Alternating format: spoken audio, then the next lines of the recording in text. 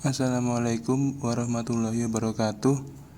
Perkenalkan, kami dari kelompok 6 yang beranggotakan Devita Dwi Anggraini 2022 SA 018 dan Muhammad Garadi Wicaksono 2021 SA 047. Kami di sini akan mempresentasikan tentang penentuan harga pelayanan publik. Penentuan harga pelayanan publik. Salah satu tugas pokok pemerintah adalah memberikan pelayanan kepada masyarakat atau public service. Pemberian pelayanan publik pada dasarnya dapat dibiayai melalui dua sumber, yaitu perpajakan dan pembebanan langsung kepada masyarakat sebagai konsumen jasa publik, charging of service.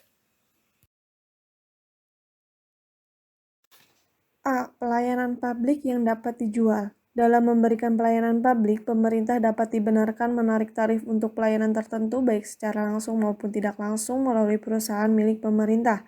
Beberapa pelayanan publik yang dapat dibebankan tarif pelayanannya misalnya 1. Pelayanan air bersih, 2. Transportasi publik, 3. Jasa pos dan telekomunikasi, 4. Energi dan listrik, 5. Perumahan rakyat, 6. Fasilitas rekreasi, 7. Pendidikan, 8 jalan tol, 9 irigasi, 10 jasa pemadam kebakaran, 11 pelayanan kesehatan, 12 pengolahan limbah atau sampah. Alasan dibenarkannya pembebanan tarif pelayanan publik kepada konsumen. A. Adanya barang privat dan publik. Barang privat merupakan barang yang manfaatnya hanya dinikmati oleh individual yang membeli, sedangkan barang publik manfaatnya dinikmati oleh semua masyarakat secara bersama-sama.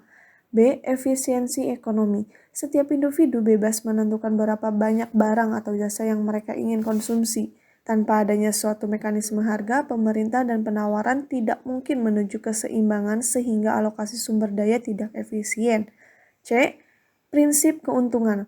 Ketika pelayanan tidak dinikmati oleh semua orang, pembebanan langsung pada mereka yang menerima jasa tersebut dianggap wajar bila didasarkan prinsip bahwa yang tidak dimenikmati manfaat tidak perlu membayar.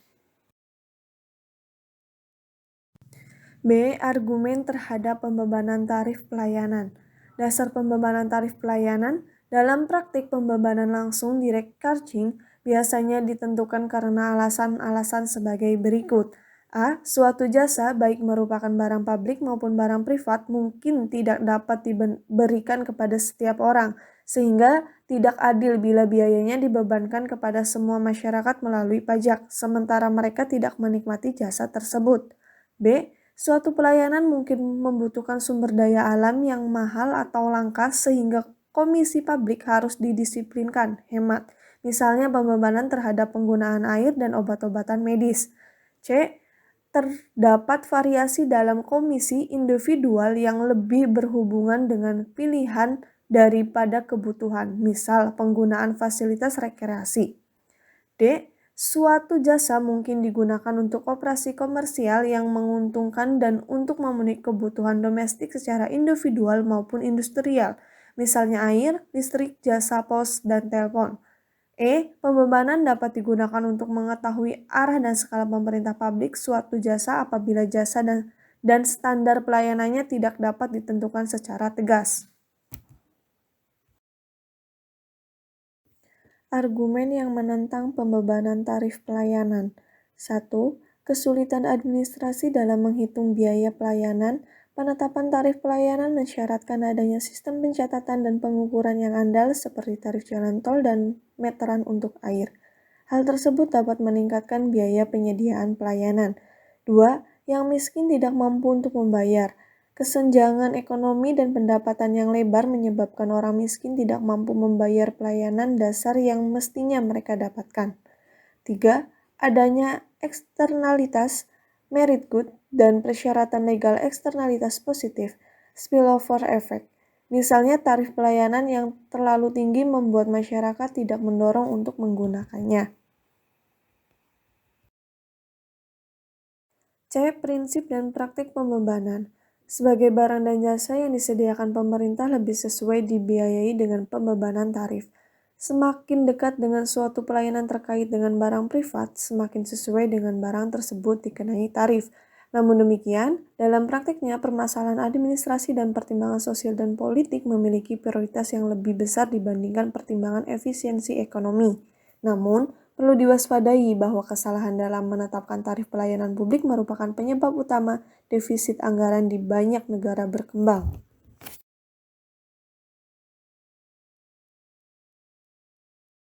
D. Kegunaan pembebanan dalam praktik. Charging of service merupakan salah satu sumber penerimaan bagi pemerintah daerah tertentu. Pemerintah memperoleh penerimaan dari beberapa sumber, antara lain: 1. Ada perpajakan, 2. Pembebanan langsung pada masyarakat, charging of service, 3. Laba BUMN atau BUMD, 4. Penjualan aset milik pemerintah, 5. Utang. E. Penetapan harga pelayanan. Berapa harga yang harus dibebankan? Jika pemerintah hendak membebankan biaya pelayanan kepada konsumennya, maka pemerintah harus memutuskan berapa beban yang pantas dan wajar, atau dengan kata lain, berapa harga pelayanan yang akan ditetapkan. Aturan yang biasa dipakai adalah bahwa beban dihitung sebesar total biaya untuk menyediakan pelayanan tersebut. Kesulitan menghitung biaya total. Yang pertama, kita tidak tahu secara tepat berapa biaya total full cost untuk menyediakan suatu pelayanan. Oleh karena itu, kita perlu memperhitungkan semua biaya sehingga dapat mengidentifikasi biaya secara tepat untuk setiap jenis pelayanan. Kedua, sangat sulit mengukur jumlah yang dikonsumsi karena jumlah biaya untuk melayani satu orang atau orang lain berbeda-beda, maka diperlukan perbedaan pembebanan tarif pelayanan. Ketiga, pembebanan tidak memperhitungkan kemampuan masyarakat untuk membayar. Jika orang miskin tidak mampu membayar suatu pelayanan yang sebenarnya vital, maka mereka harus disubsidi. Keempat, biaya apa yang harus diperhitungkan? Apakah hanya biaya operasi langsung atau perlu juga diperhitungkan biaya modal?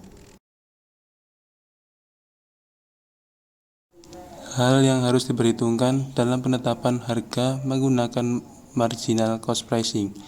Pertama, biaya operasi variabel. Kedua, semi variable overhead cost seperti biaya modal atas aktiva yang digunakan untuk memberikan pelayanan. Ketiga, biaya penggantian aset modal yang digunakan untuk memenuhi tambahan permintaan. F. Permasalahan marginal cost pricing. Penggunaan marginal cost pricing memiliki beberapa permasalahan, antara lain: 1. Sulit untuk memperhitungkan secara tepat marginal cost untuk jasa tertentu. Dalam praktik, kadang biaya rata-rata digunakan sebagai pengganti. Hal ini menyimpang dari syarat ekonomis dan efisiensi. 2. Apakah harga seharusnya didasarkan pada biaya marginal jangka pendek atau biaya marginal jangka panjang?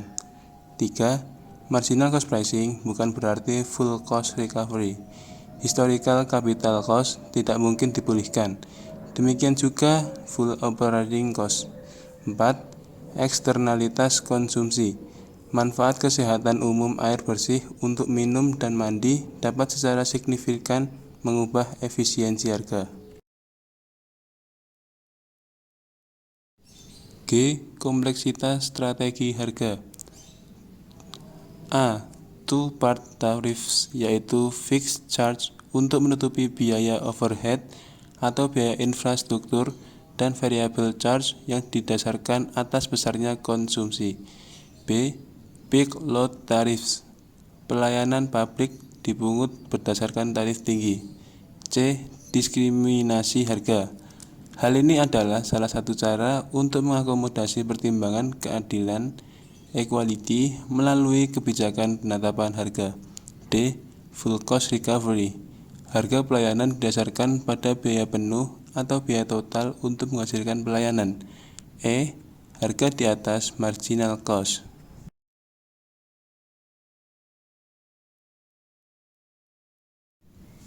H. Taksiran biaya. Penentuan harga dengan teknik apapun yang digunakan pada dasarnya adalah mendasarkan pada usaha penaksiran biaya secara akurat. Hal ini melibatkan beberapa pertimbangan sebagai berikut. Pertama, opportunity cost untuk staff, perlengkapan, dan lain-lain. Kedua, opportunity cost of capital. Tiga, accounting price untuk input ketika harga pasar tidak menunjukkan value to society. Keempat, pooling ketika biaya berbeda-beda antara setiap individu. 5. Cadangan inflasi.